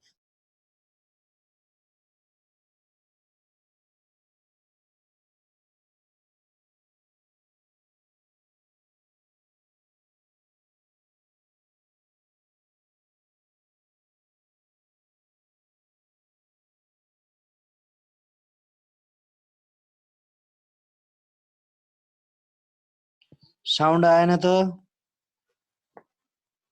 मेरो नेट प्रब्लम भएर गयो। म ठिक छ अहिले सुनिएको होला है सबै? अहिले आयो फेरि। ठिक छ। अनि अब तपाईँको चाहिँ यो क्रिमिनल लमा चाहिँ जस्तै यो प्रिन्सिपलहरू नेपालले पनि मजाले एडप्ट गरेको छ। नेपालले आफ्नो कानुनहरूमा इन्कर्पोरेट गरेको छ, राखेको छ। नेपालका कानुनहरूमा चाहिँ यिनीहरूको प्र्याक्टिस देख्न सकिन्छ। यो प्रिन्सिपलहरू लागेका छन्। अदालतका फैसलाहरूमा पनि यो प्रिन्सिपलहरू छन् भनेर चाहिँ तपाईँहरूले चाहिँ जस्तो एक दुईवटा सबै कुराहरूमा प्रिन्सिपलहरूमा यो राख्न सक्नुभयो भने अनि चाहिँ यसको मार्क्स क्यारी हुन्छ। हेर्नुहोस् जस्तै अब मुलुकी क्रिमिनल कोड पढ्दाखेरि म तपाईँलाई यहाँ भनिदिन्छु। मुलुकी क्रिमिनल कोडमा यो मजाले सुरुमा तपाईँले प्रिन्सिपल हेर्नुभयो भने यहाँ तपाईँले जस्तो अब यहाँ हेर्नुहोस् है त, सुरुमै छ तपाईँको फौजदारी न्यायका सामान्य सिद्धान्तहरू भनेर मजाले राखिदिएको छ। ल जस्तो परिच्छेद नम्बर 2 तपाईँले त्यो चाहिँ 5 पेज नम्बर 5 को फौजदारी न्यायका सिद्धान्तहरू भनेर त्यहाँ हेर्नुभयो भने कानुन बमोजिमको काम कसुर के अरे कानुन बमोजिमको काम कसुर नहुने, कानुन बमोजिम बाहेक सजाय नहुने, तथ्यको भ्रममा परि गरेको काम कसुर नहुने ऊ इग्नोरेन्स अफ फ्याक्ट भनेर भन्यो नि त्यहाँ तपाईँलाई चाहिँ। अनि कानुन बमोजिम बाहेक सजाय नहुने ऊ अब नो पनिसमेन्ट विदाउट ल भन्ने प्रिन्सिपल आयो क्या नि मजाले। त्यहाँनिर सबै प्रिन्सिपलहरूलाई चाहिँ यो मुलुकी क्रिमिनल कोडको परिच्छेद 2 को फौजदारी न्यायका सिद्धान्तहरू भनेर 6 देखि तपाईँको मजाले यहाँ कतिसम्म छ त भन्दाखेरि 18 सम्म नै झन्डै तपाईँको होइन 18 पनि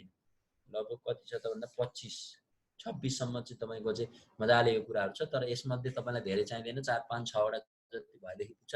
यो चाहिँ क्रिमिनल ल भित्रको चाहिँ तपाईँले चाहिँ अब फौजदारी न्यायका सिद्धान्तहरू जति पनि छन् यो सिद्धान्तहरूलाई नेपालको यो मुलुकी क्रिमिनल कोड यो मुलुकी अपराध संहिता ऐन 2074ले राखेको छ भनेर चाहिँ सट्ट तपाईँले हेर्नुभयो भने यहाँनिर तपाईँले आफ्नो एन्सर चाहिँ सबै पाउनुहुन्छ। एउटा कुरा। दोस्रो कुरो भनेको अदालतको फैसलाहरू हेर्नुपर्ने हुन्छ। अदालतको फैसला भनेको जस्तो अब कुन प्रिन्सिपलसँग कुन चाहिँ फैसलाहरू छन् त, वा चाहिँ कुन प्रिन्सिपलसँग कुन चाहिँ तपाईको चाहिँ नजिरहरूको प्र्याक्टिस देखिन्छ भनेर तपाईहरुले त्यो पनि तपाईले खोज्नुपर्ने चाहिँ हुन्छ। जस्तो अब तपाईलाई म एक दुईवटा भनिदिन्छु, एक मिनेट वेट गर्नुस्। जस्तो यहाँ म एक दुईवटा केसेसहरु तपाईलाई म भनिदिन्छु। जस्तै क्रिमिनल लमा जस्तो एउटा हेर्नुस् है त। अब यसमा के छ त भन्दाखेरि जस्तो case related to crime that dies with criminal. अब अपराध क्रिमिनल मरेसँगै अपराध पनि सकिन्छ भनेर भन्ने एउटा केस चाहिँ के हो त भन्दाखेरि जस्तो नेपाल सरकार विरुद्ध महेश्वरी दामिनीको केस 2037 सालको केस छ। यो तपाईले लेख्नुभयो भने अब यसरी लेख्ने क्या। अब crime that dies with criminal भनेर तपाईले एक्जाममा चाहिँ write short notes on this principle of criminal law भनेर तपाईलाई क्वेशन सोध्यो भने अब यहाँ भित्र चाहिँ यो चाहिँ crime that dies with criminal भन्ने कुरालाई पुष्टि गर्न नेपालको अदालतबाट, नेपालको सर्वोच्च अदालतबाट पनि नजिर स्थापित भएको छ। त्यो नेपाल सरकार विरुद्ध महेश्वरी दामिनीको मुद्दामा चाहिँ के देख्न सकिन्छ त भन्दा यो crime that dies with criminal देख्न सकिन्छ। अपराधी मरेसँगै अपराध पनि सकिन्छ भन्ने कुरा चाहिँ हामीले प्र्याक्टिसमा देख्न सक्छौं भनेर एउटा चाहिँ यो तपाईहरुले चाहिँ लेख्न सक्नुहुन्छ है। अब यो मैले तपाईलाई किन भनिरहेको छु त भन्दा हो यसरी चाहिँ तपाईले आफ्नो एन्सरलाई चाहिँ लेख्नुभयो भनेदेखि अर्को ठिक हुन्छ। जस्तो अब नुलम क्रिमिनल सिने लिगे भन्ने एउटा चाहिँ नो क्राइम विदाउट ल भन्ने एउटा प्रिन्सिपल छ।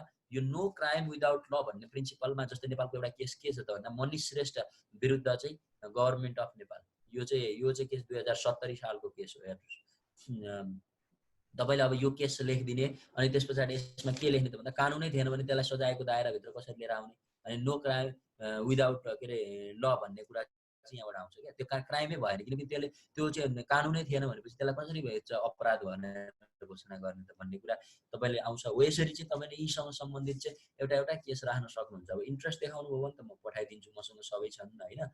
अब सबै प्रिन्सिपलसँग सम्बन्धित एउटा केस भएदेखि हुन्थ्यो भन्ने तपाईलाई लागेको छ भने त अब त्यो मैले सपोर्ट त गरिहाल्छु त्यसमा। तर तपाईहरु कतिको यसलाई मेहनत गरेर पढ्नुहुन्छ त्यो तपाईहरुको डिपेन्डको कुरा भयो। अब मैले अब अगाडि बढ्दाखेरि जस्तो अर्को क्वेशन के छ भने जस्तो रेकलेसनेस र नेग्लिजेन्सको कुरा गर्ने हो भने जस्तो यो सोधिन्छ गरेको तपाईहरु झुक्किनुहुन्छ धेरै। जस्तै लापरवाही र हेलचक्राइको कुरा दुईटा फरक कुरा हो। जस्तो what do you mean by the recklessness and how does it differ from negligence explain भनेर यो क्वेशन चाहिँ सोधेको छ। अब यो क्वेशन तपाईलाई सोधेको छ भने यो क्वेशनमा जस्तो रेकलेसनेस र तपाईको चाहिँ नेग्लिजेन्समा के फरक छ भनेर सोध्यो भने अब तपाईले यसको मिन्सरिया हेर्ने हो। मिन्सरियालाई एक दुई लाइनमा तपाईले पहिला व्याख्या गर्ने हो। त्यसपछि रेकलेसनेस के हो त भन्दा अब इन्टेन्सन देखिन्छ क्या। अब as the one of the forms of intention यो चाहिँ जस्तो मिन्सरियाको चाहिँ लो डिग्री अफ कल्पेबिलिटी। यो रेकलेसनेसमा हेर्ने हो भने तपाईको के देखिन्छ भने कल्पेबिलिटी गर्ने डिग्री चाहिँ एकदम कम देखिन्छ। जस्तो मैले त्यसलाई मार्छु नै भन्ने कुरा चाहिँ कम हुन्छ जस्तो यसको कुरा। अनि फर्सी द कन्सिक्वेन्सेस रिस्क बियरिङको कुराहरु पनि आउँछ। अनि जस्तो त्यो र त्यो कसरी डिफरेन्स छ र नेपालको कन्टेक्स्टमा यिनीहरु कहाँ यिनीहरुलाई फरक बनाएर हेरिएको छ त रेकलेसनेस र नेग्लिजेन्सलाई भनेर दुईटालाई तपाईले व्याख्या गर्नुपर्ने हुन्छ। जस्तो नेग्लिजेन्स कसरी फरक हो रेकलेसनेस भन्दा अनि यिनीहरुसँग सम्बन्धित के नजिरहरु छन् त्यो कुरा चाहिँ तपाईले दुईटालाई चाहिँ फरक बनाएरै गर्नुपर्छ। तपाईले यो पढ्नुस् अलिकति तपाईले थोरै यसलाई नपढिकन हुँदैन। यो क्वेशन एक्जाममा आउँछ हेर्नुस् उस्तै लाग्छ। लापरवाही र हेलचक्राइ हामीलाई के लाग्छ एउटै लाग्छ नि हैन। अब तपाईको चाहिँ के हुन्छ लापरवाही गर्ने अब हेलचक्राइ गर्ने भन्ने कुरा चाहिँ हामीलाई के लाग्छ यसो कमन तरिकाले सोच्यो भने हामीलाई एउटै हो जस्तो लाग्छ नि। तर त्यसमा फरक छ। एउटाको चाहिँ के हुन्छ भने फरसाइट हुन्छ, उसलाई थाहा हुन्छ मैले यहाँ चाहिँ तपाईको चाहिँ हेलचक्राइ गरे भनेदेखि वा चाहिँ मैले यहाँ लापरवाही गरे भनेदेखि मलाई के हुन्छ त भन्ने कुरा चाहिँ त्यहाँनेर दुईटा डिफरेन्ट कुरा हो। त्यो हुँदा के हुन्छ एउटालाई कन्सिक्वेन्सेस रिजल्ट के हुन्छ भन्ने थाहा हुन्छ भने अर्कोलाई रिजल्ट थाहा हुँदैन। उसले के गर्छ भइसके पछाडी मात्रै ला यस्तो भयो भन्ने खालको कुराले उसले बुझेको हुन्छ भने एउटाले चाहिँ के बुझेको हुन्छ त भन्दा यो पछाडी मैले यदि यसलाई चाहिँ तपाईको चाहिँ रेकलेसनेसली मैले यसलाई हेरे भनेदेखि चाहिँ भोलि मेरो के हुन्छ वा चाहिँ फर्सी अफ कन्सिक्वेन्सेस हैन त्यसको चाहिँ के आउँछ त भन्ने कुरा उसले बुझेको हुन्छ। त्यसपछि रिस्क बियरिङ हैन उसले चाहिँ त्यसको रिस्क पनि बियर गरेर काम गरिरहेको हुन्छ। त्यो भनेको के हुन्छ त भन्दा रेकलेसनेसमा यो कुरा तपाईको बढी आएको हुन्छ। अब नेग्लिजेन्स र रेकलेसनेसमा फरक छुट्याउनुस्। टेबल बनाएर 5 वटा कुराहरु तपाईले लेख्नुभयो भने त्यसले तपाईलाई के बनाइदिन्छ भन्दा रेकलेसनेस र के रे नेग्लिजेन्स के हिसाबमा चाहिँ यिनीहरु फरक विषय हुन् भनेर तपाईलाई सजिलो हुन्छ भन्ने मैले तपाईलाई यो कुरा राखे। जस्तो अब ठिक छ 1 मिनेट पर्खिनुहोस्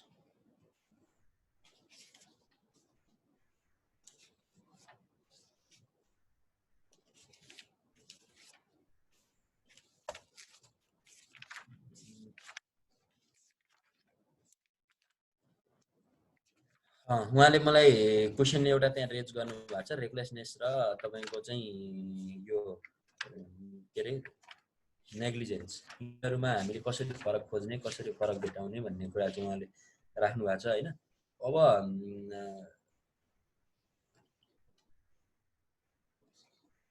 एकचोटी मैले तपाईलाई भन्छु अब यहाँ हेर्नुस् है जस्तो degree of risk required the definition के भन्छ dependent knowledge of the risk of the degree यहाँ सुन्नुस् यो लापरवाहीमा के हुन्छ रेकलेसनेसमा के हुन्छ भने अब तपाईको चाहिँ यो हुन्छ डिपेन्डेन्ट्सको नलेज चाहिँ के हुन्छ भन्दा of risk of the degree क्या of the risk of the degree यसमा कति रिस्क छ भन्ने कुरा उसलाई थाहा हुन्छ रेकलेसनेसमा के हुन्छ भने के रे के हो त उसको अब यो भोलिको कन्सिक्वेन्सेस के हुन्छ त मैले यसमा रेकलेसनेस लापरवाही गरेँ भने यसले नतिजा के दिन्छ भन्ने कुरा चाहिँ रेकलेसनेसमा क्लियर हुन्छ भने उता नेग्लिजेन्समा चाहिँ यो कुरा तपाईको थाहा हुँदैन हेर्नुस् है अब तपाईको अर्को के हुन्छ भने अनजस्टिफाएबल क्यारेक्टर अफ द रिस्क उसले चाहिँ त्यो जस्टिफाइड हुने क्यारेक्टर नै देखाएको हुँदैन क्या यो रेकलेसनेसमा चाहिँ तर के हुन्छ यहाँ हेर्नुस् है त अब जस्ट नेग्लिजेन्समा के हुन्छ the absence of such care as it is अनि duty of the dependents to use त्यो के हुन्छ भने अब्जेक्टिभ टेस्ट के अरे रिजनेबल म्यान अब यो दुईटामा चाहिँ तपाईले हेर्ने फरक भनेको चाहिँ कसरी हुन सक्छ भन्ने मैले तपाईलाई एक दुईवटा कुरामा भनिदिन्छु भने 1 मिनेट पर्खिनुहोस् जस्तो अझ तपाईलाई यो भन्दा पनि मैले क्लियर गर्ने एउटा मेथड अर्को पनि के हुन सक्छ यसलाई म तपाईलाई भनिन्छु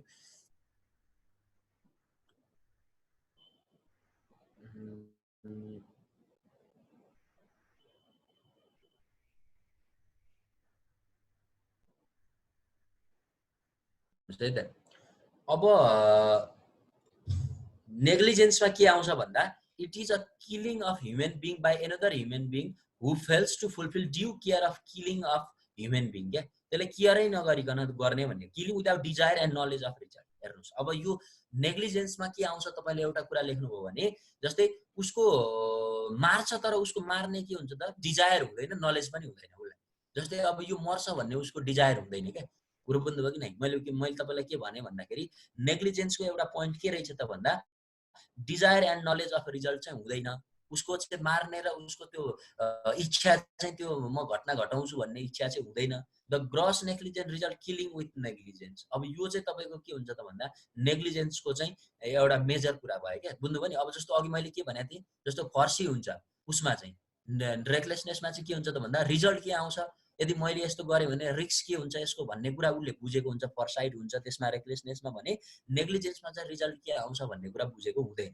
यो तपाईले बुझ्नुपर्छ हैन अब यसको चाहिँ जस्तो मेन्टल एलिमेन्टको कुरा गर्ने हो भने no intention to kill the and no desire of knowledge of result भन्ने कुरा चाहिँ यो नेग्लिजेन्सको एलिमेन्ट हो भने अर्को एलिमेन्ट भनेको चाहिँ killing of human being due to gross negligence उनीहरूको चाहिँ नेग्लिजेन्सै गरेर चाहिँ उनीहरूले के गरेको हुन्छ भन्दाखेरि मार्ने मारेको हुन्छ तर उसलाई नलेज अफ कन्सिक्वेन्सेस चाहिँ हुँदैन भनेर तपाईहरुले बुझ्नु पर्यो है यो चाहिँ के रे यो के रे किलिङ विथ नेग्लिजेन्सको कुरा चाहिँ यो हो अनि किलिङ विथ नेग्लिजेन्समा तपाईको जस्तो एउटा अर्को कुरा म भनिदिन्छु जस्तो अब नेपालमा चाहिँ क्रिमिनल कोडमा हेर्ने हो भने किलिङ विथ नेग्लिजेन्सको प्रोभिजन र रेकलेसनेसको प्रोभिजन फरक छ त्यो दुईटा कानुन चाहिँ तपाईले लेख्नु जस्तै उनीहरुको फरक छुट्याउँदाखेरि जस्तो कसरी लेख्ने त भन्दा मैले एउटाको भन्दिएपछि अर्को तपाईहरु आफैले खोज्नुहुन्छ जस्तो नेग्लिजेन्सको कानुन चाहिँ सेक्सन 182 को 2 मा छ तपाईले गएर हेर्नुभयो भनेदेखि हैन 182 को 2 मा गएर हेर्नुभयो भने के भनेको छ भने 3 year punishment and up to 30,000 fine भनेर भनेको छ पुरो बुझ्नुभयो कि नै अब के भनेको छ त यदि नेग्लिजेन्स गरेर कसैले कसैलाई मारेको छ भने कसैले कसैलाई कोही मरेको छ भने त्यतिखेरको पनिशमेन्ट भनेको चाहिँ 3 वर्ष र सजाय र तपाईको चाहिँ 30,000 सम्मको चाहिँ फाइन भनेर भनेको छ अब अर्को टेबलमा गएर रेकलेसनेसको लेख्दाखेरि तपाईहरुले अब त्यहाँ 100 मलाई जहाँसम्म लाग्छ 81 मा छ जस्तो लागेको छ हो त्यहाँ गएर हेर्नुभयो भने रेकलेसनेसमा चाहिँ रेकलेसनेस गर्यो भनेदेखि चाहिँ त्यसको डिग्री अफ पनिशमेन्ट चाहिँ यति हुने अनि जस्तो तपाईको चाहिँ यतिसम्मको पनिसमेन्ट हुने र यतिसम्मको उसलाई चाहिँ सजाय निर्धारण गरिने भनेर चाहिँ त्यहाँ मजाले राखेको छ। भने पछाडि अब यो दुईटा कुराबाट तपाईँले के गर्ने त भन्दाखेरि जस्तै रेकलेसनेसको यो इलिमेन्टहरू हो, अनि त्यसपछि के अरे उसको नेग्लिजेन्सको यो इलिमेन्ट हो भनेर तपाईँले लेख्ने सुरुमा चाहिँ जस्तै त्यसको इलिमेन्टको बेसमा लेख्ने, डेफिनेसनको बेसमा लेख्ने, अनि नेपालको कानुनको बेसमा लेख्ने, अनि त्यस पछाडि केही नजिरहरू तपाईँले यसमा जस्तो नेपालको नजिरहरू प्र्याक्टिस छ, अब तपाईँले त्यो नजिरहरू चाहिँ पढ्दाखेरि चाहिँ त्यो नजिरहरू म पठाइदिन्छु तपाईँलाई होइन। अनि त्यो दुईटा नजिरको आधारमा तपाईँले चाहिँ के गर्नुपर्छ त यिनीहरूलाई फरक छुट्याउनुपर्छ। यति नै भने मैले यसमा अहिले है रेकलेसनेस र तपाईँलाई चाहिँ नेग्लिजेन्सको कुरा आउँदाखेरि। अर्को कुरा के छ त भन्दाखेरि मिन्स रिया र एक्टस रियासलाई चाहिँ तपाईँले कन्स्टिट्युएन्ट इलिमेन्ट अफ क्राइम भनेर तपाईँलाई सोध्यो भनेदेखि तपाईँले लेख्न सक्नुहुन्छ भन्ने मैले बुझेको छु। अब बुझ्नुभयो कि नै? रेकलेस के अरे त्यो के अरे describe the mens rea and actus reus of crime भन्यो भने तपाईँले लेख्न सक्नुहुन्छ कि सक्नुहुन्न? अब त्यो तपाईँहरूले अलिकति ध्यान दिनुहोस् त्यसमा। जस्तो क्राइम भनेको क्राइममा दुईवटा इलिमेन्ट हुन्छन्, एउटा मिन्स रिया हुन्छ, अर्को चाहिँ एक्टस रियस हुन्छ। एक्टस रियस भनेको एक्ट गर्ने कुरा मैले अस्ति टेबल बनाएर तपाईँलाई मजाले भनिदिएको छु। एक्टस रियसभित्र के कुरा आउँछ, एक्ट अफ अमिसनका कुराहरू, एक्टका कुराहरू, अनि स्टेट अफ अफेयर्सका कुराहरू होइन, अनि त्यस पछाडि पनिसमेन्टका कुराहरू, अनि त्यसपछि सर्कमस्टान्सेसका कुराहरू, त्यसलाई चाहिँ टेबल चार्ट बनाएर एक्टस रियस भनेका यी हुन् भनेर भन्नुहोस्। मिन्स रिया भनेको मैले अर्को टेबल बनाएर रेकलेसनेस, तपाईँलाई चाहिँ यो नेग्लिजेन्स, त्यस पछाडि के अरे त्यो चाहिँ होमिसाइड गर्ने कुरा भयो, इन्टेन्सन, त्यहाँनिर इन्टेन्सनको कुरालाई जोडेर मैले अर्को इलिमेन्टहरूको टेबल बनाइदिएको छु। भनेपछि मिन्स रिया र एक्टस रियसलाई फरक फरक ढङ्गले चाहिँ तपाईँले चाहिँ व्याख्या गर्न सक्नुहुन्छ। त्यसमा चाहिँ ट्रेडिसनल एप्रोच र मोडर्न एप्रोच गरेर पनि मान्छेहरूले चाहिँ डिस्क्राइब गरिरहेको मैले देखाएको छु। अब यसमा एक्टस रियसमा तपाईँले नेपालका केसहरू जोड्ने होइन।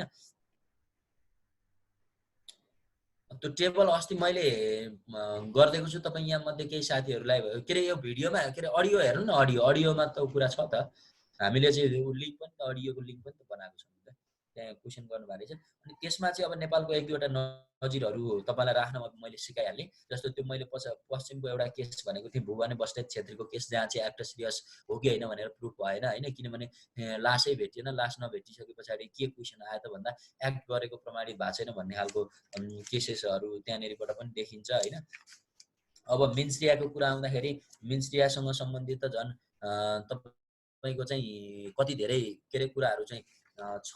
अब यसमा एउटा क्वेसन जस्तो अब के अरे यो एक्टस रियस र मिन्स रिया चाहिँ यो इन्टेन्सनै थियो यसको मार्ने भन्ने कुरा आयो भने चाहिँ अब जस्तो त्यो कुराहरू चाहिँ तपाईँहरूले लेख्न सक्नुहुन्छ। मिन्स रियाभित्र यो इलिमेन्टहरू हो, मिन्स रियामा यो केसहरू छन्, तपाईँले यस्ता यस्ता कुराहरू गयो भने यसको इन्टेन्सन चाहिँ मार्ने नै थियो, यसको चाहिँ के अरे यसले चाहिँ पहिलेदेखि परिपञ्च मिलाएको थियो भन्ने जस्ता कुराहरू जोडेर तपाईँले कन्स्टिट्युट इलिमेन्ट अफ क्राइम लेख्नुहोस्। अनि मिन्स रियासँग सम्बन्धित नेपालका घटना त कति छन्, कति केस छन्, त्यो केसहरूको नामहरू लेख्ने तपाईँले गर्नुभयो भने हुन्छ। अर्को क्वेसन के छ, distinguish between recklessness and negligence. फेरि यो क्वेसन सोधेको छ हेर्नुहोस् है, यो डिफ्रेन्सिएट बिट्विन नेग्लिजेन्स एन्ड तपाईँको चाहिँ के अरे यो नेग्लिजेन्सको क्वेसन चाहिँ एकदमै धेरै चाहिँ सोधेको मैले देखेको छु होइन। अब तपाईँलाई इक्जाम्पल म एउटा थपिदिन्छु है त, त्यसमा अझै तपाईँलाई अझै क्लियर भएको छैन भने एउटा इक्जाम्पलको बेसमा पनि रेकलेसनेस र नेग्लिजेन्सलाई चाहिँ डिफ्रेन्स गर्नु। अघि मैले 2-3वटा बुदाहरू तपाईँलाई भनिहालेँ, अब नजिरहरू राख्नु पनि मैले भनेको छु। अब एउटा इक्जाम्पल कसरी राख्ने त हेर्नुहोस् है त। इक्जाम्पल चाहिँ यस्तो हो क्या, तपाईँ आफैले पनि सक्नुहुन्छ। जस्तो knowingly running to stop sign or red light, यो रेकलेसनेस हो क्या।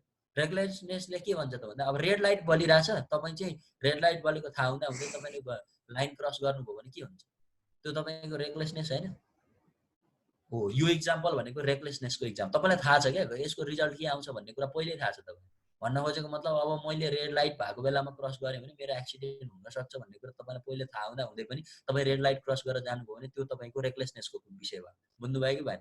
अब तपाईँले के अरे नेग्लिजेन्सको विषय के हुन्छ त भन्दाखेरि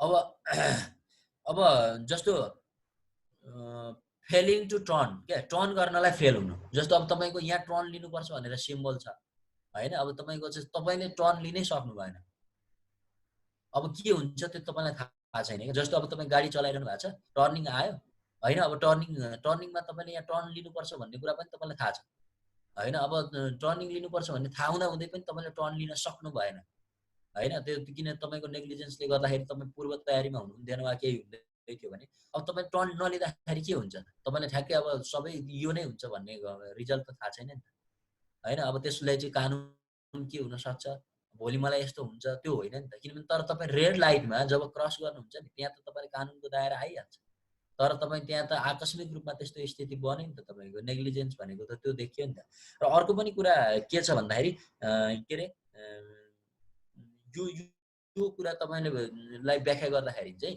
मैले भने नि अघि तपाईँलाई calling to use turn signal and के अरे चेन्जिङ लाइन्सको कुरामा चाहिँ तपाईँले चाहिँ यहाँनिर नेग्लिजेन्स देखिन्छ क्या अब तपाईँले अब म चाहिँ टर्नको लिँदैछु है भनेर सिग्नलै नदिनु भयो भने होइन अब तपाईँको त्यहाँ सिग्नल जरुरी छ नि तर ठ्याक्कै यही भइहाल्छ मैले सिग्नल नदिए पनि यही भइहाल्छ भन्ने कुरा तपाईँलाई थाहा छैन क्या होइन भनेको मतलब मलाई अब यहाँनिर मेरो यो कानुनले चाहिँ मलाई रोक्छ भन्ने कुरा चाहिँ ठ्याक्कै आउँदैन भनेपछि नेग्लिजेन्स र यो उसमा चाहिँ अलिकति फरक छ है अब यो चाहिँ अब भन्नुहोस् त मलाई डिग्री अफ तपाईँको चाहिँ कल्पेबल चाहिँ कुनमा हाई देखियो नेग्लिजेन्समा देखियो कि रेकलेसनेसमा देखियो एउटा फरक यो पनि रेकलेसनेसमा देखियो नि रेकलेसनेस भनेको हाई रिस्कको कुरा रहेछ भनेदेखि नेग्लिजेन्स भनेको अलिकति लो डिग्री अफ पनिसमेन्टको कुरा रहेछ भनेर तपाईँले बुझ्नु एउटा यो साइडबाट पनि हेर्नुभयो अनि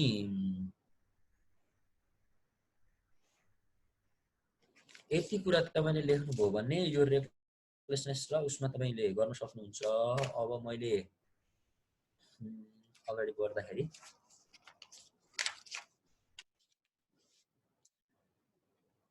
अब preparation as a stage of crime भनेर तपाईँले चाहिँ मैले हिजै तपाईँलाई यो भनिसकेको छु यो मैले भन्नुपर्छ जस्तो लाग्दैन अब त्यो चाहिँ preparation as a stage of crime भनेको अब कसरी प्रिपरेसन चाहिँ एउटा स्टेज अफ क्राइम हो भनेर भन्दा प्रिपरेसनमा के आउँछ मैले पहिले भनेको छु कसरी मार्ने कसरी भाग्ने के गर्ने भन्ने कुरा हिजो मैले त्यो बुलेटमा तपाईँलाई लेखाइदिइसकेको छु त्यसको कुरा है अनि अब यहाँ चाहिँ के छ त भन्दा अब secondary liability is also known as derivative liability भनेर पनि एउटा क्वेसन सोधेको रहेछ है सेकेन्डरी लायबिलिटी चाहिँ के अरे डेरिभेटिभ लायबिलिटी पनि हो किन भनेर भनेको रहेछ अब पहिला सुरु क्रिमिनल लायबिलिटी भने के हो त्यो लेख्नु पर्यो तपाईँले अनि पार्टिज टु द क्राइम क्राइममा पार्टिज भनेको को हुन्छ त्यो लेख्नु पर्यो अनि त्यसपछि प्रिन्सिपल अफेन्डरको हो सेकेन्डरी अफेन्डरको हो यो के अरे इन्क्वायर्ड एजेन्टको यो चिन्नुपर्छ जस्तो अब सेकेन्डरी लायबिलिटी कसलाई दिन्छ भन्नुहोस् त सेकेन्डरी लायबिलिटी भनेको त तपाईँको चाहिँ प्रिन्सिपल अफेन्डरलाई दिँदैन नि त प्रिन्सिपल अफेन्डर भनेको मुख्य योजनाका मुख्य हत्याराको त्यो होइन क्या सेकेन्डरी लायबिलिटी भनेको मुख्य हत्यारा सहयोग गर्ने मान्छेको तिनीहरूलाई पनि पनिसमेन्टको दायरामा ल्याउँछ जस्तै घटनामा संलग्न हुने जस्तो अब 10 जना रहेछ तर कसले चाहिँ मारेकै हो त भन्दाखेरि जसले चाहिँ त्यो हतियार उठाएर हानेको छ त्यो प्रिन्सिपल अफेन्डर भयो नि तर बाँकी उसलाई त्यो हतियार किनिदिने हतियार त्यहाँसम्म पुर्याइदिने ती भनेका के हुन् त भन्दा सेकेन्डरी अफेन्डरहरू यिनीहरू सेकेन्डरी अफेन्डरहरूलाई चाहिँ त्यो के अरे यिनीहरूलाई पनि के भयो यिनीहरूलाई पनि पनिसमेन्टको दायरा त हुन्छ